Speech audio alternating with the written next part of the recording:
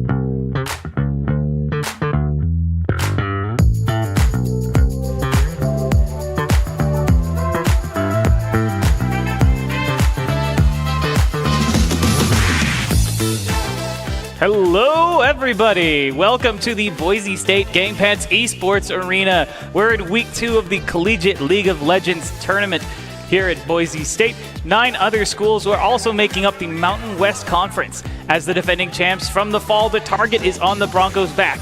So can they overcome tonight's opponents in the Air Force? Joining me tonight is Jared Baratel Castiglione. How are you doing tonight? I'm doing lovely, and I love the fact that we didn't plan this, but we're both wearing red because, guys, it's Valentine's Day soon.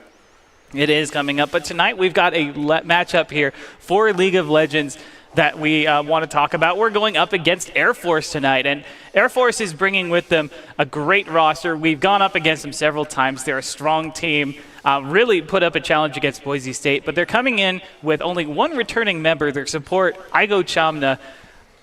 With Boise State's entire veteran roster, what do you think is going to result in the team's changing of strategy, Baratel? It's interesting that you asked that because I was thinking about this as well earlier. It's so cool when a team's continuing to update their roster and keep things fresh. I think that they can have a huge opportunity to gain some advantage by having these fresh players. I mean, look how Boise State's been able to be successful with their new additions, both in Ethug and Ascent here in the League of Legends team. I'd be surprised that Air Force couldn't whip together something fresh and brand new for them as well. This is Collegiate League of Legends. 316 universities are participating in this. There are 11 Mountain West teams, 10 games round robin, and the top 4 advance. The Mountain West Conference winner moves on to playoffs in early March. As you can see, Boise State sitting at the top of the standings. They are 4-0, feeling very confident in themselves. Air Force maybe not feeling so confident, having a bit of a rough year. Currently no victories under their belt, but the Broncos could be their first victim. Yeah, and you never want to count out these kind of underdogs because it could just take them 4 games to get themselves online. Let's have a quick look at tonight's lineup. We have Red Hots in the top lane, Galaxy Savage subbing in for Ethug in the jungle, Ascent in the mid lane, Goblin and AD carry, and Teen playing at support. On Air Force, Close Quarters, SC, Shillage in the jungle, Hello Sansuro in the mid lane, Apollo 11 in the AD carry, and Igo Chamna on support. Yeah, there's some interesting things about these players, right, Glebby? It looks like, as we heard, Close Quarters was actually a freshman there at Air Force, but he's actually physically the oldest player on the team. Yeah, and being someone who's been around for a while in League of Legends, it's kind of surprising that someone can get as old as they do and still be able to participate in these games, but at the same time, you bring some veteran experience to your team. And we're going to jump right here into the draft phase. Boise State versus Air Force. Any particular champions that you consider to be heavily prioritized for this? Well, as we've seen historically, Boise State versus Air Force, we have the tendency of drafting a very tank-heavy top lane. Don't really focus much on those top lane carries, and we've actually succumbed a pretty difficult time against Air Force's top lane success with those carries. So I'd be very surprised to see, of course, the Rumble ban being out, but I'd be surprised to see any sort of top power picks being placed here as priority for Air Force. I wouldn't be surprised either. There's a lot of top laners who I think are very strong carries in the meta right now. Shen going to be banned away. But also the preseason was just very kind to those top lane champions. We've seen Alawi, Darius, Camille, Irelia, a lot of champions in that top lane really taking advantage of those preseason changes. We're going to see Elise picked away, banned away, Senna on the other side, and Malphite going to be the final ban against Red Hots. And then the Senna as well as the addition to Shen and Rumble. Rumble not really a surprise ban at all. Kaisa going to see the first pick. And again, a fantastic ADC, pretty much across the board, one of the first pick priorities for any team there. But I am surprised to see that they're not actually drafting towards that top lane focus just yet. It could be that they just find that getting the Kaisa over another AD carry is the more valuable choice. Boise State has a bit of a deeper pool, even considering the current meta. We've seen Goblin pull out the Ashe and be very successful on it. Misfortune is still very viable. Jhin, of course, would be the next if you're going down in terms of tier list. So that champion is going to be up on the board. But Kaisa, a very strong bottom lane pick. And they are taking their time to consider what's happening. Another pick for Boise State in terms of comfort could be that Ashe. We've seen Goblin just continue to get that huge amount of utility both with the Hawk Shot and that crucial engage tool with the Enchanted Crystal Arrow. Could be something that they pick here because they already know the ADC's picked here for Air Force. A lot of strong champions still up and available on the board at the deep game. That's going to be Kane. Galaxy Savage has been wanting to play this for a while, but it's been consistently banned against him. That's going to be the Jhin, as we were talking about. The next AD carry in terms of the tier list. But, I mean, like, the tier list doesn't always matter, but we've seen these two AD carries pretty consistently. Alistar are going to be the pick on the other side, and that's a support we haven't seen for a while. Yeah, and it's surprising that you don't see an Alistar Kai'Sa lane as much as you should possibly. The fact that he just has so much crowd control that she's able to get her 5-stack passive that much quicker, it's pretty much one of her biggest sources of damage out there. See Graves and Gragas actually coming out here. It's going to be interesting. We're probably going to safely bet that that's going to be the Gragas support or a Gragas top lane. He is a very versatile champion, but with the Kane in there, almost certainly not going in the jungle. Mordekaiser going to be banned away. That is a champion I do not like laning into. It can be a little bit punishing, so no wonder Boise State wants that one off the table, especially when you're considering that the top lane, as we were talking earlier, has a lot of strong carry champions right now. Yeah, I mean, Mordekaiser is one of those champions that, you know, given the right pick, given the right target, and given enough time to get some crucial gold, can completely take over a game. Air Force does not want to let Boise State pick up that kind of heavy tank meta top lane, so they're banning away the Ornn, and a Cho'Gath ban will be the response from Boise. That's a lot of top laners banned out by both sides, so Red Hots maybe Red Hots and Close Quarter is going to have a tough time picking out their champions as these power picks get taken off the field. Victor is going to be the final ban against Boise State. They're going to have one more pick before Air Force locks in their last two lanes. And I think this may be actually what we were talking about early in the draft. We're going to see probably prioritization towards carry top laners. But now it almost looks like maybe Boise State could consider picking something like the Camille or maybe like the Fiora to put in Red Hot's hands and keep themselves in the game. A Syndra pickup, and that is so much single target damage from the side of Boise State right now. You gotta be careful here on the side of Air Force. It's also a lot of long-range crowd control. Really pairs well with the Jhin, with the Grogs, and more importantly, it leaves their top lane open to prioritize counter picks. Yeah, we'll have to see what is going to be picked up here. 2 picks remaining here for the side of Air Force, and you don't have to pick them in tandem. A Maokai seeing the Fields of Justice here in the top lane, and that is a very strong matchup, despite maybe even running into a carry top lane. His sustain, his disengage, his ability to keep his opponents at arm's length is so safe that that's a fantastic draft from the Air Force team. There's a reason why Maokai has always been viable in that top lane position, except when he was just in stats and nerfed into oblivion. So a very strong champion in terms of being able to lane there. Cassiopeia going to be the answer there into the Syndra. Everyone loves a snake. You don't have to worry about boots. You can just build all your AP items, as much damage as you can. Yeah, and you know, a sneaking amount of sustain if going possibly the Conqueror build versus that Phase Rush build. In addition to the Riftmaker, you of course maybe want to consider going for the Burn build, but don't know if that's an option. And a Scion coming out here. I could safely say that that's a Scion top with the Gragas support, but those two can swap. I mean, we have seen Jhin Scions as a bottom lane. Actually a pretty terrifying duo since the Scion can roar a minion into a target, setting them up for the Deadly Flourish on Jhin to lock him down. And of course, you got to watch out for that level 1. Yeah, they have so much damage potential there in that bottom lane. Even with the Gragas or Scion, both those tanks I think do maybe an unfair amount of damage with how beefy they are. But I mean, we'll have to see what Boise State has up their sleeves for this draft. I mean, looking at the teams right now, what sort of playstyle do you think these teams are looking for? Oh, I think it's almost just pretty much pre-detailed here in the draft itself. You got Kane, you got Syndra, you got the Jhin. It's all about putting one person in a disadvantageous spot and completely blowing it up, getting that man advantage. For those of us who are just joining us, this is Air Force versus Boise State in League of Legends. We're getting into Game 1, and the action is going to be fierce. Yeah, both these teams are very skirmishy. There's not a lot of, hey, let me just scale the late game. Kai'Sa wants to take off as quickly as possible, so they're going to look for advantages there, especially with the Alistar. I'd be surprised if they don't take Ignite. So both these teams are going to exchange blows a lot. Well, last night we played against Colorado State. So let's real quick go over that, review some things, see how Boise State's been doing in a few top plays. as well. So a very, very interesting choice here by Boise State. We'll see how it all shapes up. Colorado State and Boise State, the Broncos, the defending CLOL champions. Rudy gonna try and run away. Biggest snowball ever is gonna knock him up in the air. Kichi and DJ Kush trying to get away from Red Hots, who's trying to keep as many routes on them as possible. Boise State's gonna flash in. They're gonna take down one. Can they get DJ Kush? Gonna try and dash away to safety. Ascent is overheated, so he's gonna have to be careful with tower aggro. E-Thug makes him go pop, and Boise State's on that top inhibitor turret. And a lot of that was...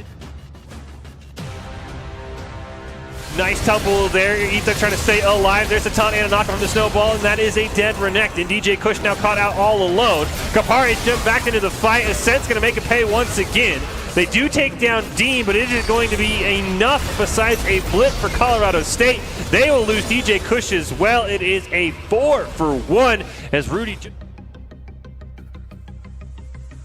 or no, they have no vision. Nice knock out of the wall for Rudy, gets a giant stun.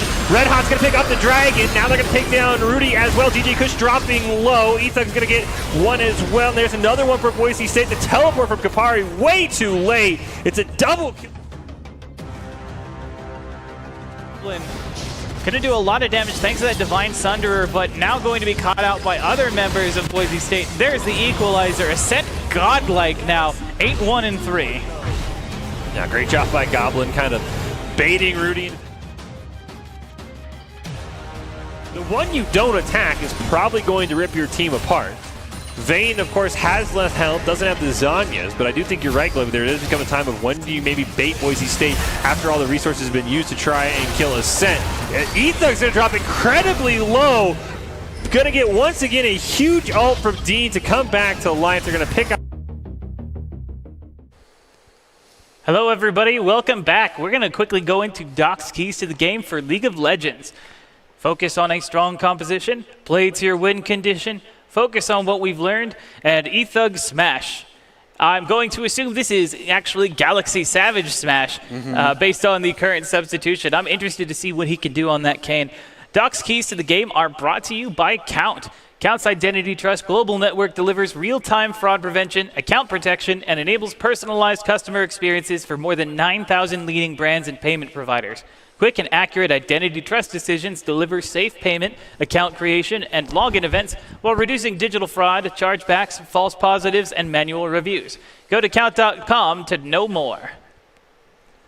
And now that we are getting into game one, or the preparations for it, we saw that Boise State kind of had a very dominant week last week, feeling confident going into this game. Yeah, and I mean, it's kind of that momentum that leads them to believe that they have the continuation and the stuff to continue to push themselves forward and to hold themselves this leader spot. But with that being said, when you're at the top level, you really do have this almost bullseye effect that you put on your back, and every team wants to take over the lead or to unseat or to do the upset that most teams can't. And what better opportunity than Air Force has right now being that underdog? There is also the danger of being in that top spot. It can sometimes make you a little overconfident. Boise State hasn't had a single match taken off of them yet, sitting at 5-0. So at this rate, like, you're feeling pretty good about yourself. I mean, obviously they just swapped out their jungler. I don't think that was because they felt like they could bring in a new jungler, and certainly Galaxy Savage, no less talented than E-Thug. But it's a different lineup than what they've been running for. That could mess up their strategy. Yeah, and it puts a lot of pressure on Galaxy Savage to perform, right? Because so far, Boise State has been able to believe and be led by E-Thug to success. Kind of big shoes for Galaxy Savage to fill, albeit the perfect person to do so because, you know, on the other roster, we've seen Galaxy Savage just do so much incredible work on any champion that they play. And speaking of the roster, it looks like we have a bit of a role swap here. Goblin has actually moved up to that top lane, is playing the Scion. Meanwhile, Red Hots is going to be playing in that AD carry position, playing on the Jhin. So that's going to be a support Gragas. Yeah, another nice little swap there from them. And again, this is kind of the cool thing about Boise State in general. Maybe looking for a little bit of engage here. No one's going to do some nice early invades. Boise State does so phenomenally well when it comes to keeping their teams on their toes because despite being scouted thus far, I don't think anyone was able to predict this kind of swap in this game. Pretty standard in terms of starting items and runes. One thing I think worth noticing, Galaxy Savage has picked up that Dark Harvest. It is a great rune for assassinating targets, but it does take some time to stack up, and Kane, not exactly the fastest early game champion. No, but he's also kind of motivated to gank early, right? As opposed to like a Namumu or any other jungler that has to wait to level 6 to be effective. Kane wants to skirmish probably with like level 2, 3, 4, and 5 forward for the rest of the game because he needs these souls to get himself to that crucial transportation and transmutation spot. Given the situation that we're going up against, we see a little trade here back and forth in the top lane. What sort of Kane do you think is going to come out for this game? Red Kane or blue? I think red's better, but I think that blue's going to be what Galaxy Savage is going to go for because that's the play style that Boise State has so far with this team. That kind of hyper, super damage, moving forward, predetermining when things are going to happen and kind of controlling the momentum and pace of the game. That is true, although I have to wonder about Air Force having a very tanky lineup. We do see a nice engage there onto Red Huts. He's going to go down. That's first blood for Air Force, so Boise State maybe getting a little overextended there. Yeah, you have to be careful when it comes like that. Again, we'd mentioned how much damage potential this All-Star gives this Kai'Sa early game because how much you see. Nice trade here. Just seen advancement, but things away. The Bramble Smash will continue to scatter Scion away here. Goblin trying to go for an early fight. Gets himself a nice 3 CS lead, but taking a fair amount of damage doing so. In that top lane, you can't see the health bars very easily on top of them. They are on the sides of your screen. But you can see that these tanks, even though they're smacking each other with all sorts of abilities, neither one of them really able to shove each other out of the lane, going fairly even. Both of them using that grasp to just kind of smack each other. It's that wet noodle fight. And Scion will continue to have most of the health lead, but the important thing to mention, Maokai having this Corruption Potion means that he will most likely have the mana advantage, which could keep him in lane longer, continuing to have those very important abilities to keep himself safe. We're not seeing any huge leads emerging yet. Things fairly even across the map. No attempted ganks yet, but I'm sure they are coming soon. We now have our health bars here as we do see a teleport coming into the mid lane. Here comes Galaxy Savage from the back, trying to close in. There's the slow, the attempted body slam misses. Wow. But Ascent is going to pick up Hello Sansero. That was a Galaxy brain play, if I say so myself. The roam here from Dean, huge. Oh, but we're not done yet.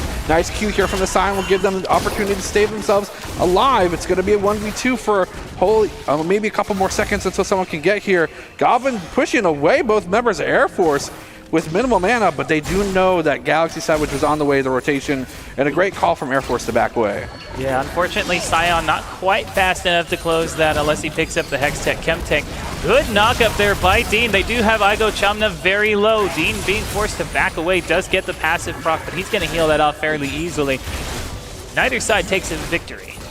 No, but they are getting themselves in position to get themselves a nice pick. The fourth shot for Jin is pretty much one of the most highest damaging abilities in the game, and it's only a right click, so the moment that they catch this All-Star trying to be aggressive again with that headbutt pulverized combo, I think it's going to be curtains for this cow. Definitely a lot of range too. The Gragas barrel really sets up the Jin very well for that follow-up with the Deadly Flourish, so great crowd control coming out of that bot lane. Now it's kind of time for us to determine whether or not what team wants to put what resources where, right? We see Galaxy Savage hovering on the mid lane. They want to make sure that Ascent continues to scale. Even Dean rotating yet again to try and keep this Cassiopeia down. Nice scatter of the week for the stun, but Boise State not feeling confident enough to dive under here. And Goblin building huge wave means that unfortunately Maokai's not going to be able to leave this tower for long.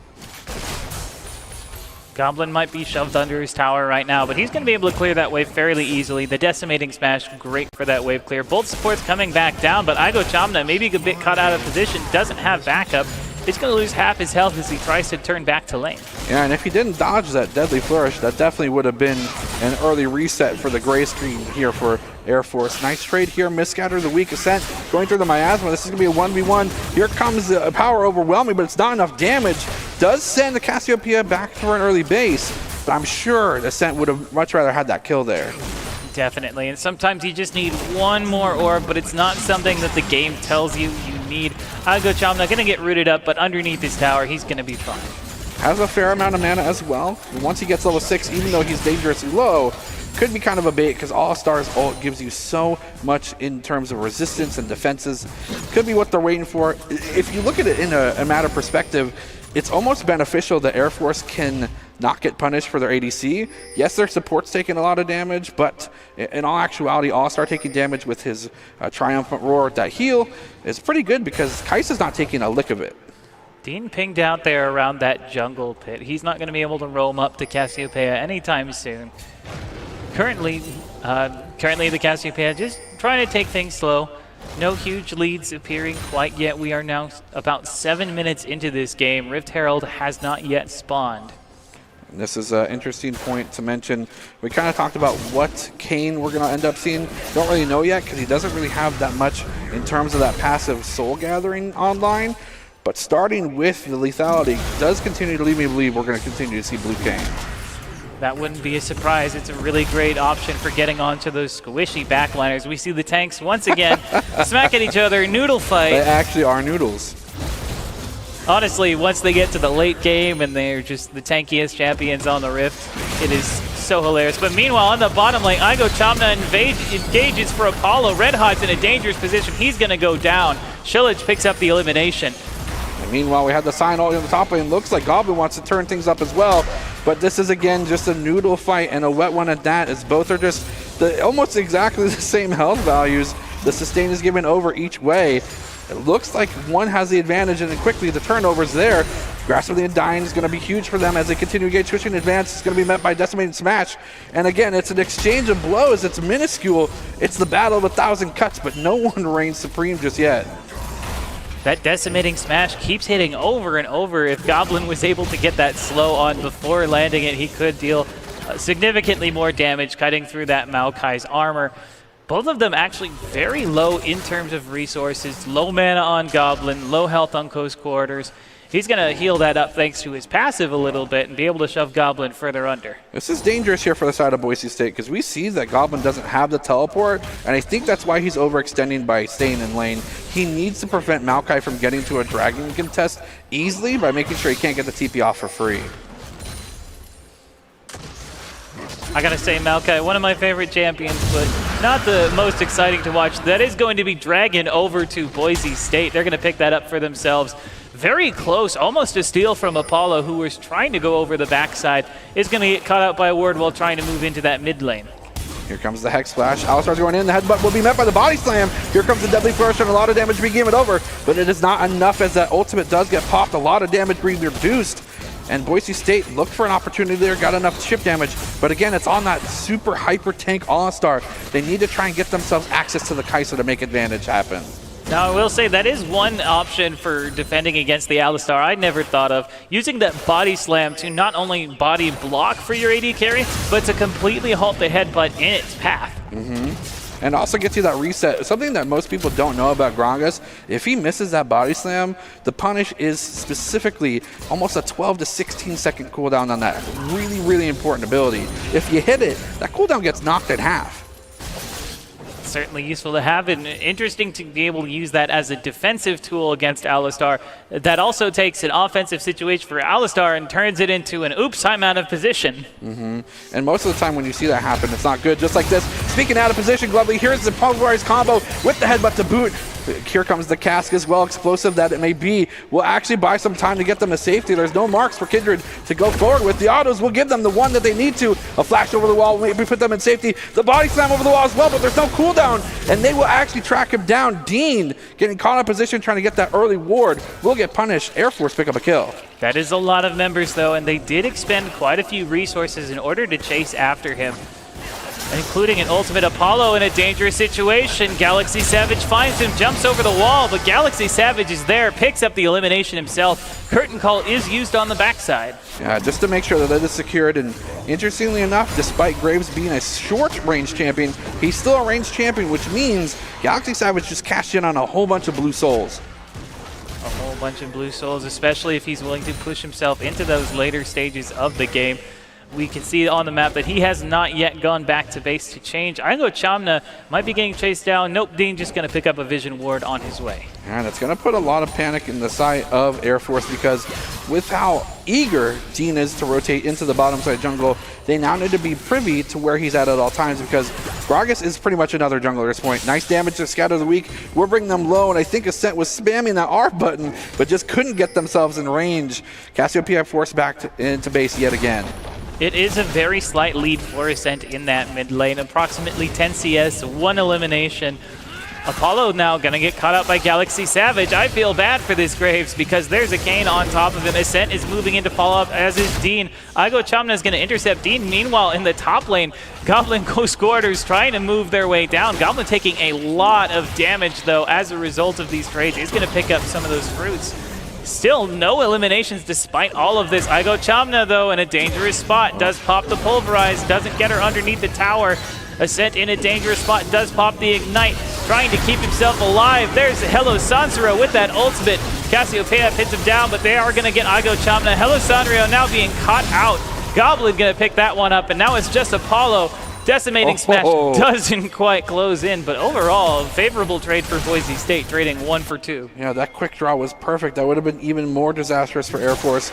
But you have to respect it. They knew and they listened to the call. All-Star called, hey, I can keep this guy here. Someone follow up. Cassiopeia flash ulted, getting the slows down. But they're not done yet. Gragas is going to be here. Dean doing what he can to be that roaming support. And there's that stun again on this guy. Maokai not being able to move as much as he wants to. A lot of damage, but that Bramble Smash is going to keep him safe despite Boise State getting the 2 versus 1. Maokai walks almost unscathed. Yeah, unfortunately, when you have 2 tank champions, you need damage coming through in order to gank a tank like this Maokai, or he's just going to walk away. Decimating Smash dodged with the Twisted Advance. Clever move, but meanwhile, Igo Chamna comes from behind on Ascent. There's 3 members. He's not getting out of this one alive. Igo Chamna knowing that, hey, the name of the game is roaming supports. I can do this too, Dean. Watch this. Misses the Pulverize, misses the head, but actually, Ascent, is he going to be able to escape? Oh, no, the collateral damage just barely clips him. Apollo 11 marking it up to Apollo 12. Nice heal from the side of Red Hot. He's going to open the curtain call. Just needs to land 2 of these bullets. 1 will land. He gets some CS, but he misses the rest of them. Deadly Flourish will get some damage, but it's not enough with this build. Unfortunately, Dark Harvest would have been an option in this one situation for the benefit, but he was getting dove under tower, and he turned it almost to a near kill. And now look who's here. Dean and Igo Chamna both trying to make an opportunity for their ADC to get some crucial gold. Not being able to capitalize on it, but pushing away the ADC and maybe the support here in the bottom lane gives Boise State a fast track to that dragon. Definitely having the pressure there is super important. Having that Kaisa out of the way. Galaxy Savage, we can see, is coming down. He's trying to get Red Hot, though, forced to flash. Here's the Cassiopeia now. Dean in a bad position. He's going to get caught out. Red Hot's going to stay alive with Galaxy Savage on the back line. Oh, a huge decimating smash over the wall. Finds 3. Close quarters combat just going to get tickled by that roar. And unfortunately, Boise State not able to continue. Now it's 4 versus 3 around this dragon. Another decimating smash, but again, only onto that tank. Boise State having a hard time, but Igo Chamna could have bitten off more than he can chew. There he goes. Galaxy Savage on a killing spree. Decimating smash doesn't land onto anyone thanks to a well-timed Twisted Advance, but Ascent is here. Double kill for Galaxy Savage, who pops over the wall. Hello Sansero now on the way out. There goes the pain train from Goblin trying to close in onto this Cassiopeia. There's no mana. Hello Sansero, goodbye Sansero. Hello, goodbye. And a shutdown actually cashing in for Ascent as well. That's not who he wanted to give it over, although, I mean, really not much of a choice. Boise State really knowing we have to give this kill over to these players to make sure that they continue to have an advantage. And a fantastic job done by Boise State. The front line was there. Galaxy Savage collecting that blue buff blue form means that he was able to dip, dive, and dodge in and out of that fight with, of course, that Shadow and the Umbral Trespass just there for flavor as well. A very late Rift Herald does not bring down the tower, but does do significant damage to it as 3 members of Boise State walk away from 3 members of Air Force, and Dragon goes over to Boise State, their second of the game. We now have the Rift decided. This is going to be a Ocean Soul. Oh, come on. There's the flash, the engage. Doesn't quite close in, unfortunately. Deadly Flourish doesn't find its mark. That was a phenomenal job. To be surprised, I'm kind of surprised on my edge. Also, only things that have landed there were the Gragas E-Flash. Oh no, we're not done yet. Headbutt, Pulverize combo. We'll get the stun here on the backside. Red Hots will be collected. shortly, but no, Galaxy Savage is here to help. CLOL will actually get the Rampage, get the shutdown, give it over to Galaxy Savage. They want to dive this All-Star. Here comes the headbutt under tower. No, he's able to get himself repositioned. Here comes the damage as well. But Trespass is online, but he's not going to want to use it. Was that Prowler's Claw? That's a spicy pickup, and Galaxy Savage is definitely turning up the heat. First turret does end up going over to Air Force, but those eliminations over to Galaxy Savage, now 6-0-3. We're starting to see why people have been banning this Kayn against him. Yeah, and he was able to get those souls, and it's only a matter of time before, especially a non-tank-heavy lineup, you only have the 2 on your team. It's going to be pretty difficult for you to manage this high, hyper-damage kind of assassin playstyle that Galaxy Savage is known for. Definitely, but they do have good options in those tanks. It's going to be a question of how much you can duck and weave. Oh. Apollo deleted by Ascent. The Pain Train is going to miss. Goblin gonna head on back to that top lane. And that's exactly kind of what I saw in my head when I saw this draft. They get the pick. Is it Scatter the Weak? Is it just a Deadly Flourish? Whatever the case may be, whoever's picked, those resources are committed, and that's a 4v5 advantage for Boise State. It's just one little tap, and then all that crowd control follows back up on top of it. We've also seen that Boise State now has enough of a lead here to be able to say, yeah, we can pick team fights with you. We're far enough ahead that we feel confident. Even though you've got a great team fight composition, we can still take you down. Yeah, and when it comes down to it, Globally, it really just is how they played the style of the map so far.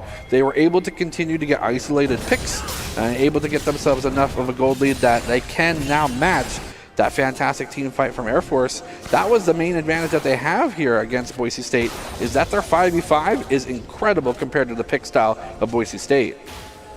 One thing to remember is that Boise State isn't that far ahead. It's only about a 2K gold lead, maybe 3K if you really want to stretch it here with those decimal points. But Boise State has come back from way lower deficits than this. Air Force definitely has the chance to turn things around with one good team fight.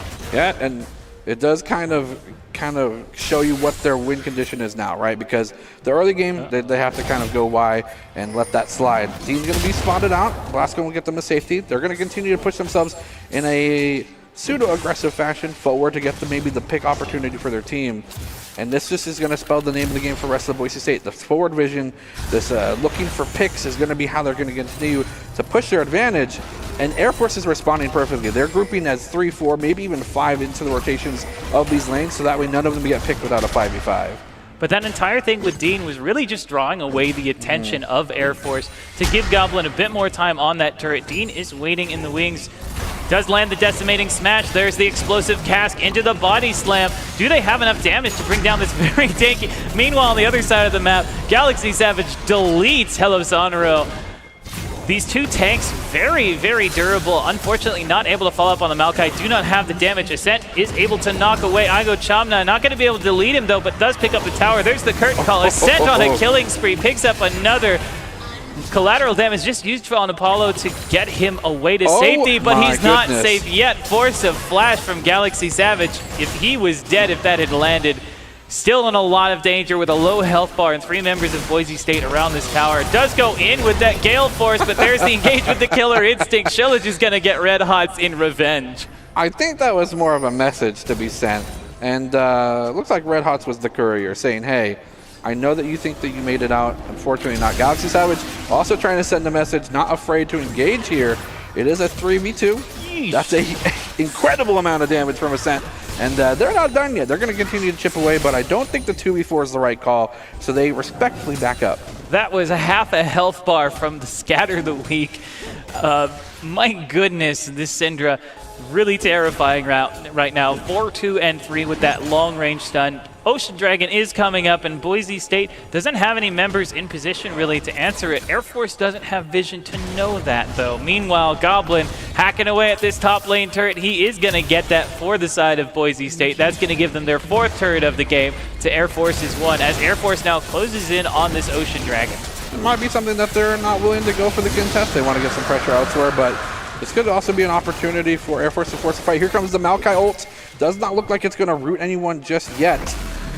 Here comes the Scion ult as well. They're on the backside. The TP here to the bound lane will give them the idea to maybe look for the 5v5 as well, but not able to catch anyone in that very devastating knockup. Explosive cast along with the Deadly First in the mid lane. Could be enough damage. They still have the Gale Force. No one there to back it up, no one there to keep them in place. Curtain call is online. No, it's not actually. They'd used it previously. Boise State trying to choke out Air Force from this mid tower, and it looks like they're going to be able to do so very well. Another scatter of the week. Chunks is sent for, Chunks, Hello Sonro for half his health, forces him away. Boise State has full control over this. Here comes the engage, though. Ascent is going to go down, taken down by Shillage. That's going to be a shutdown. A lot of gold onto this Kaisa, 6-1-0 now. That could be their win condition for the game. They do have the crowd control to try and back it up. Boise State not going to continue this fight here, just going to continue pushing slowly, and why wouldn't they? We do also wonder kind of what kind of identity these players are showing, and as of right now, CLOL doing a phenomenal job on this 80s roll, 6-1-0 as you had mentioned, Glovely, and continuing to just pump out the damage. So long as they continue to pull the attention away from this Kaisa, I think Air Force does have a pretty strong chance of at least getting themselves back into this game. They're definitely not out by any means, despite the gold, dragon, and tower advantage going to Boise State. Nice petrifying gaze here. Going to miss out on the deadly flourish, unfortunately, and they're going to retreat into their own jungle. But Boise State wants to continue their advantage. Galaxy Savage is going to dodge forward. The miasma will be null and moot. And the dive here on the mid lane is going to be huge as well. Decimating smash, belly slop, and that's so much damage. Give a double over to Galaxy Savage. They are completely taking over this game, and rightfully so. They got those shoes to fill. They're showing Ethug. Maybe they've taken some notes on his playstyle. Yeah, great dodge there from Red Hots in the end, just to avoid the Kaisa there. Could have turned the entire thing around if Kaisa's able to get on top of your team, but overall, Boise State takes multiple kills, suffers no penalties, and looking at their team, really dangerous Galaxy Savage. Oh my Every goodness. time he goes in, he scares me because he's 9-0-3 on this Assassin champion. I'm afraid I'm going to blink and miss an elimination. I really do think he actually could have taken CLOL out. Prowler's Claw gives you so much extra damage on top of the extra damage that you get emerging into combat with that blue cane. I think that could have been a one-shot, but I do understand the respect. We just saw Ascent try to push their advantage, diving a mid-tower, and get punished for it. I think Galaxy Savage is making the right play to play a little bit conservatively in that dangerous situation. 23 minutes into the game. Baron is on the table for both teams. We do see just clearing out the jungle. Uh-oh, dangerous spot for Shillage. Goodbye. Dean is going to be the one who picks up the elimination. Hello, Sonro, also in a dangerous spot, but Ascent going to follow up. Explosive Cask, unfortunately, shoves the target away, but Dean's going to pick up a double kill off of that. Deadly Flourish does come in. There's the pulverized headbutt. Ascent, very low health, is ignited. Gonna go down. Igo Chamna picks that one up, but Galaxy Savage is here, deletes the backline. Igo Chamna against 4. Sometimes it's rough to be a support. A great call here from the side of Air Force. They were able to get some nice turnaround kills, but they gave so much time for Boise State to call the cavalry. It was just one casualty here on the side of Ascent, and I think Ascent is kind of the mid laner, despite being on this very high damage, kind of controlling mid lane mage, is willing to lay down their life to get themselves an advantage for their team. So we're at this point in the game. Boise State appears to have a very dominating lead here now. Over 6K gold at this point. How does Air Force come back into the game? I think it's kind of limiting the opportunity for them to get picked. Continuing to ward as a group. Dangerous wards like this can be punished despite how tanky Maokai can be. As long as you're alone, Boise State has the damage and the gold to just nullify anyone's health bar here. So they need to stick as 5. They need to make these calls decisively, and I think if they pick the right 5v5, protecting Kaisa is your way to win. They do have that Kaisa very far ahead and a very delicious 700 gold bounty on that Kane if they can manage to get Galaxy Savage's first elimination of the game. Dean, of course, also available with a 300 gold bounty on himself as well, thanks to that double kill he had previously. Igo Chamna, close quarters, trying to find a target with Sonro in the back. Galaxy Savage might have been caught out. There's the lockdown. He doesn't have enough of a health bar. Does use the Umbral Passage to try and get away. Is he going to get away? Oh, yes! He gets out over the wall. 4 members now around this Dragon Pit, but not able to chase after. Goblin's going to back away. Meanwhile, Boise State starting the Baron. Yeah, and look who's here already. Galaxy Savage getting barely away during the mid lane chase. Now just completely turns tail and helps out with the Baron, with the quickness too. The mobility of this character is kind of insane, and they'll trade this away for the second Ocean. I think that's a worthy call by anyone's standards. Certainly. That sustain doesn't really mean too much when you're blowing up their champions before the casters even recognize what's going on. Dean might have found a target. Apollo in a dangerous situation. Good explosive cast. Doesn't find the deadly flourish. Just barely. Apollo manages to squeak out his life. Kudos to Dean for landing that explosive cast through the smoke screen. That is not a cooldown that they'll have here in the near future, but looks like they don't need it. Nice damage. They're going to dodge the petrifying gaze. He's not able to dash, though. This could be his first elimination, and will be taken down. Cassiopeia chunking up and cashing in is going to be surrounded by Boise State members, but here's their cavalry. They've called the call to back everything up. Gonna look like Ango Chama is gonna go for an engage, but it might be not what they want to do. Here comes the double pulverize though, and that could be huge on the backside. Here comes the Graves. He has 2 in the chamber, but here comes the TP as well. Everything's gonna be dodged out. Everything's gonna reset. The Zonians is just to buy time. Curtain call in the melee range is not gonna be what you want to do, as Boise State now has turned tail and trying to get themselves out of dodge, but it might be not enough. Actually, Red Hawk with the damage and combo. Gonna be able to pick up one. Will they be able to pick up the second one? No. Hello Sensiro gonna pick up a hello chunk of change. And Boise State getting found out, getting punished. They're not done yet. Here comes Scion. Goblin gonna do what he can, gonna go for the damage. No, he's not gonna even go for any sort of CC. This Kaisa is so much damage in tandem with the Cassiopeia. Nice knock up here. The decimated smash is gonna go over. Killer Instinct of the flash will keep him alive for a better moment. Here comes another decimated smash, and the bullet will come over as well. Red Hots showing up and showing that they're in charge, staying alive the whole fight and chunking out Air Force. I don't know who won there. Nope, I know now. Boise State. Boise State did win the overall fight, but let's not discount what happened during that fight. 2 huge bounties on the side of Boise State went over to Air Force, specifically over to Hello Sansuro on this Cassiopeia, who is now in the late game stages where she is an absolute monster of a champion. And Boise State getting a little caught off guard by the amount of damage being pumped out. Now, we had talked about how much of a duty that these 2 tanks have to fill on the side of Air Force, but Cassiopeia at this stage of the game can pretty much do the same thing as far as a zoning oppressive champion to keep that Kaisa very secure. Certainly, if in a very different way. And a lot of the abilities on the side of Boise State are movement-based and can be blocked by Cassiopeia's Deadly Miasma, so another thing Boise State has to worry about whenever they pick their engages. I do like that they've kind of said, okay, we have the Baron. Let's go ahead and ward up as much as we can aggressive here in the bottom lane, but Air Force again making the adaptation for the right call.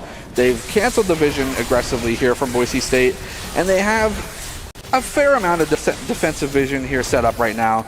There are some very bleak spots for them in terms of vision right here specifically. Here comes that Scatter of the Weak, and there'll be a nice chunk of damage there on the Maokai. Not enough to turn a pick though, but this is going to be a vision where we're going to watch for the rest, probably the next 2 minutes before Dragon comes on up. Definitely, and these teams are going to be looking for opportunities to get whatever advantage they can. Dean going to get caught out in the smoke screen, but he'll be fine. Meanwhile, Galaxy Savage finds Shillage. Will he have the help? Yes, he will. Picks him up. Goodbye, Kaisa. Close quarters, doesn't have enough health against 2 members of Boise State. This time, Gragas brought some damage with him. Red Hots goes in with the Gale Force, doesn't have enough to finish him off. Galaxy. Is forced to back away. You smell it? Galaxy definitely looking for that. He's gonna find it too. Goodbye, Apollo. Igo Chamna caught out by Dean, slowed down. Here's the pain train from downtown. Goblin takes him out on the Express. Igo Chamna very tanky, but unfortunately not tanky enough. Goblin's gonna pick that up. Ascent now on that bottom lane inhibitor, so Boise State now has control of the whole map. Yeah, I mean, they've rescinded the vision line of Air Force now to pretty much their only their base. Everything else should be relatively unsafe for them. They may actually look for the dub here. Gonna go for the bottom tier 3, tier 4 tower. Not gonna be able to secure it just yet. One more auto will do it. They get the mid and bottom inhibitor, and they're turning for ending the game. It looks like that is going to be the end. We're going to see at the end of this game some of these incredible plays that have been made in the top 5. And the top 5 is going to be brought to you by Idaho Army National Guard, who are a proud supporter of Boise State esports. Top plays are presented by Idaho Army National Guard, who invites you to take your impressive critical thinking skills into real time. With more than 10 jobs offering a 20K bonus and your degree of choice paid for, the Idaho Army National Guard is the best team out there. You can reach out to them on Twitch at iGuardGaming. We are just now getting done with Air Force versus Boise State Game 1. Boise State putting on a dominant performance. And with that, I think that someone's going to have to start thinking about how they change up their strategy. First tip, no cane. Letting that cane through, probably not the best decision. Galaxy Savage absolutely dominated the game on it. Yeah, and beyond that as well, Boise State focusing heavily on mid lane and trying to get Ascent ahead. And he said, guys, I got some room in this backpack if you guys want to jump in. Definitely felt very comfortable into that Cassiopeia matchup. Although we did see a very scary situation where the Cassiopeia started to turn things around. That is going to do it for break 1. We're just going to take a moment to rest, relax, pick up our jungle farm. We'll take a short break and come back for game 2. Here are a couple lessons I've learned over the years. Friendships come in all shapes and sizes. And always buckle up. Seatbelts save lives. That's a rule we can all live by.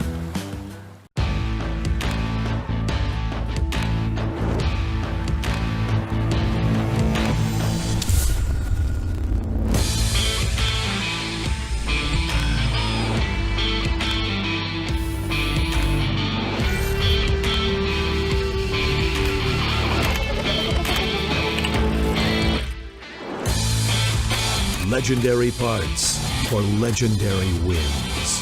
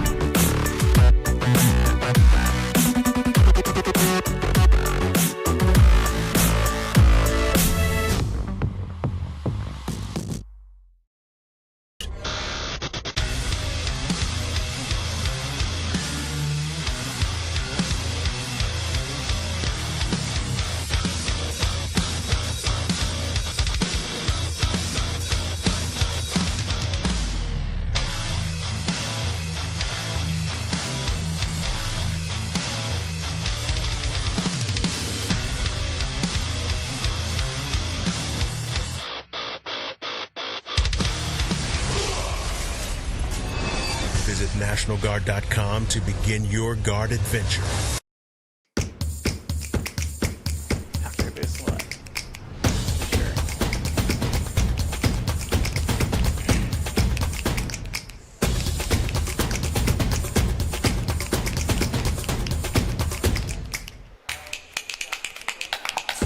I've heard this too much.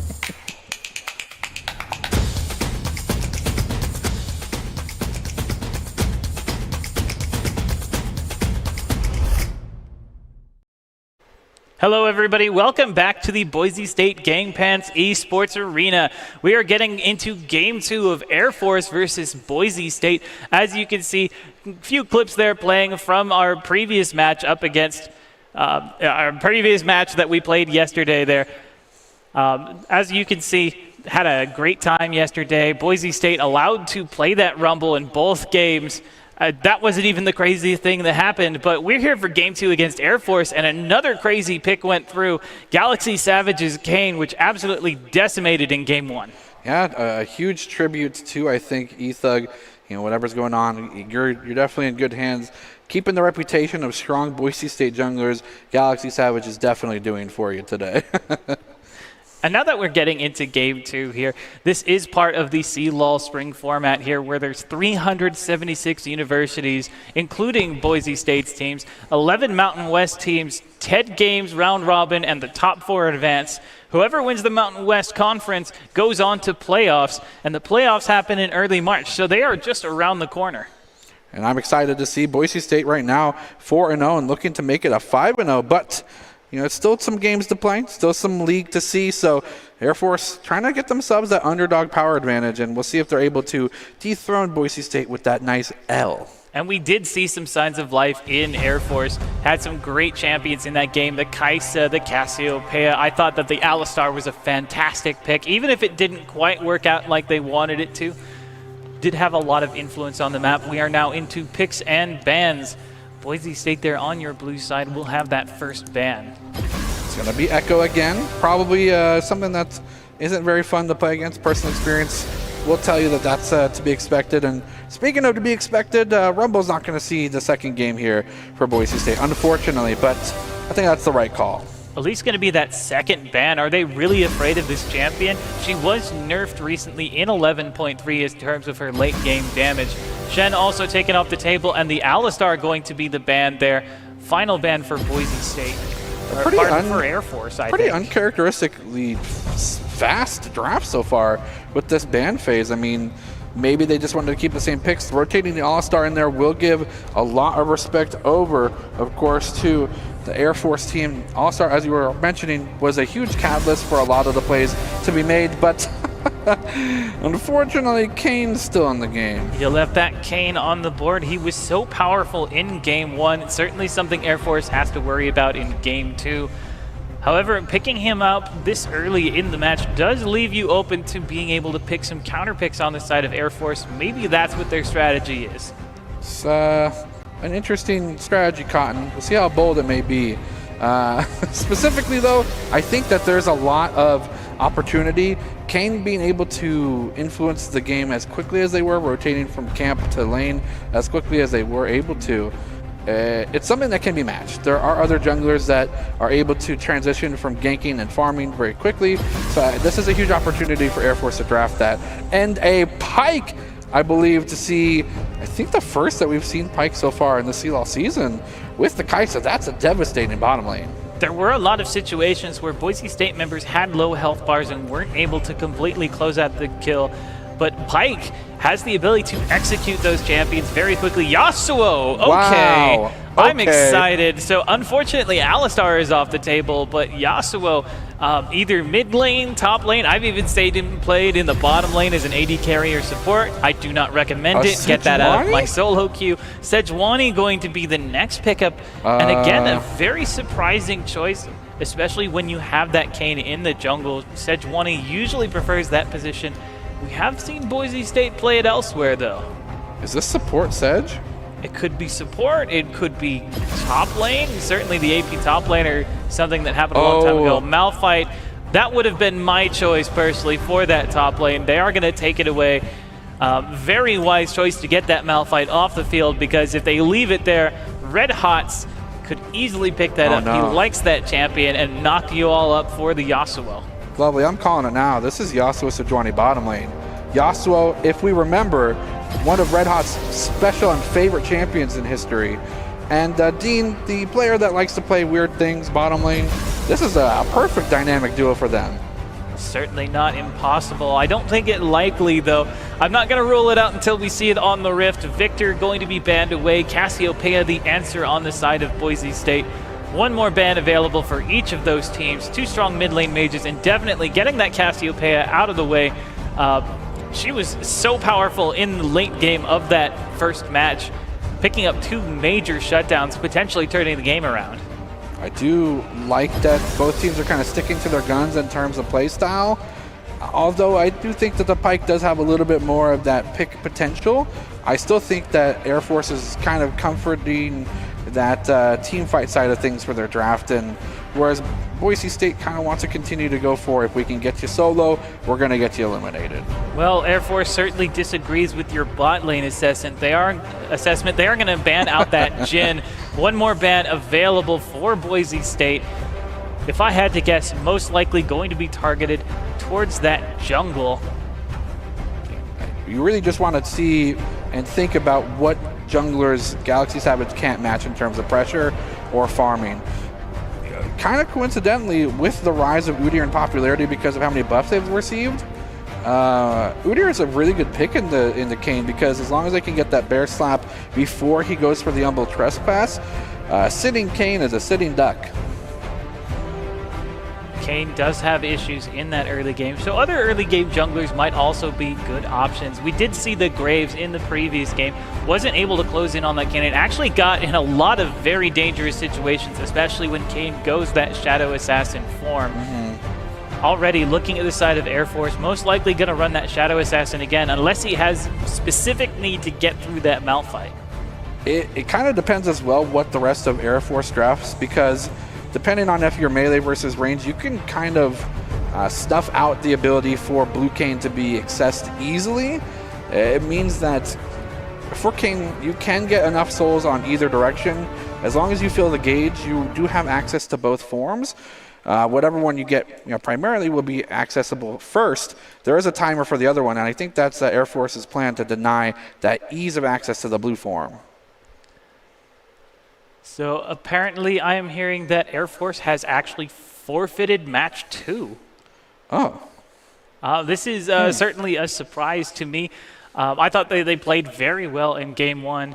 It is apparently an unfortunate issue on campus that is preventing them from continuing the game. So we're going to have to wrap up our match here. So Baratel, final thoughts here on this surprising ending. I think if it were not for this unfortunate event there on campus, this was going to be a spicy game too. Both teams showing a lot of promise, even with these roster swaps, these new additions to both rosters. I'm really surprised to see the Air Force has the 0-4 score because they don't play like it. I am definitely surprised. There were a lot of situations where they nearly turned around big fights for Boise State that could have gone in their direction, and had they could have picked up several major objectives. We did see them prioritizing that Dragon in the later game, so Dragon Soul was an option for them. A bit unfortunate to see things turn out the way it does, but emergency situations happen sometimes. Yeah, life is primary. This is a video game. Despite it being competitive and fun, life takes precedence. Well, unfortunately, that is going to do it for this broadcast. So from all of us here at Boise State Esports, thank you for joining us. Be kind to each other, wear a mask, stay safe, and we'll see you next time here on Summoner's Rift.